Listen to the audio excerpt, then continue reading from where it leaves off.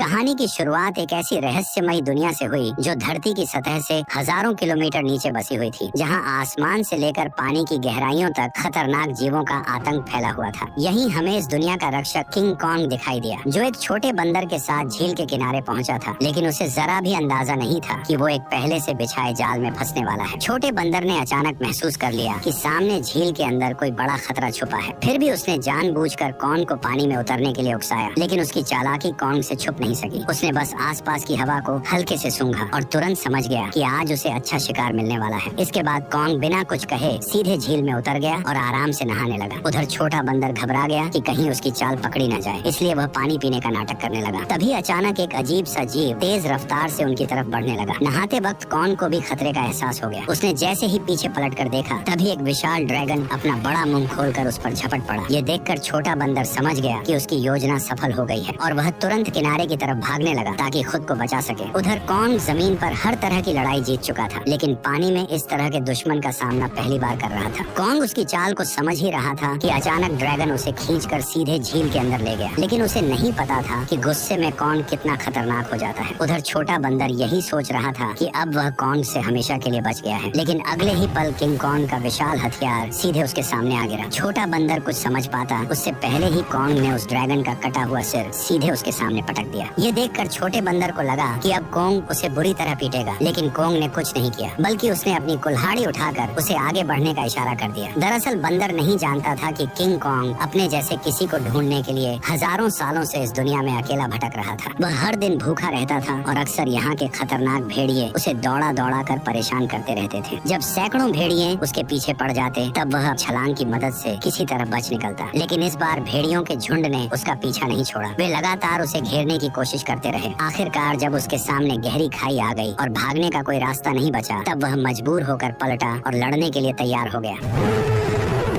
भेड़िए सोच रहे थे कि इस बार शिकार आसान होगा, लेकिन उन्हें अंदाजा नहीं था कि किंग कॉन्ग पहले से ही जाल बिछाकर बैठा था। जैसे ही एक भेड़िए ने छलांग लगाई, तभी अचानक कॉन्ग का जाल एक्टिव हो गया और भेड़िया तुरंत ट्रैप में फंस गया। गड्ढे में गिरते ही लकड़ी के नुकीले भाले भेड़िए के आर पार निकल गए। सही मौका देखते ही कॉन्ग ने तुरंत पेड़ का भारी तना उठाकर गड्ढे में फेंक दिया। जैसे ही जाल एक एक करके एक्टिव हुए, पहाड़ से बड़े बड़े पत्थर लुढ़कते हुए नीचे गिरने लगे और भागने की कोशिश कर रहे भेड़िए वहीं फंस गए। लेकिन धुआं छटते ही कुछ जिंदा बचे भेड़िए फिर भी शिकार छोड़ने को तैयार नहीं थे। गुस्से में किंग कॉन्ग ने एक भेड़िए की लाश पकड़ी और अपनी ताकत दिखाते हुए उसे जोर से फाड़कर 2 टुकड़ों में बांट दिया। ये देखकर बाकी बचे भेड़िए डर के मारे पूंछ दबाकर वहाँ से भाग गए। हालांकि शिकार मिलने के बाद भी किंग कॉन्ग के चेहरे पर कोई खुशी नहीं थी, क्योंकि उसके मुंह के सड़े हुए दांत ने उसे बहुत परेशान कर रखा था। इसी बीच छुपकर बैठी एक छिपकली मौका देखकर मांस का टुकड़ा उठाकर भागने लगी। किंग कॉन्ग तुरंत उसे रोकने के लिए झपट पड़ा, लेकिन तभी उसका ध्यान दूर से आई आवाज पर चला गया। घाटी से आती उस दहाड़ को सुनकर उसे लगा कि शायद उसका कोई अपना उसे बुला रहा है, इसलिए वह तुरंत उस दिशा में दौड़ पड़ा। लेकिन वहाँ पहुँचकर उसे सिर्फ एक अजीब सा मेंढक मिला जो उसी के जैसी आवाज निकाल रहा था।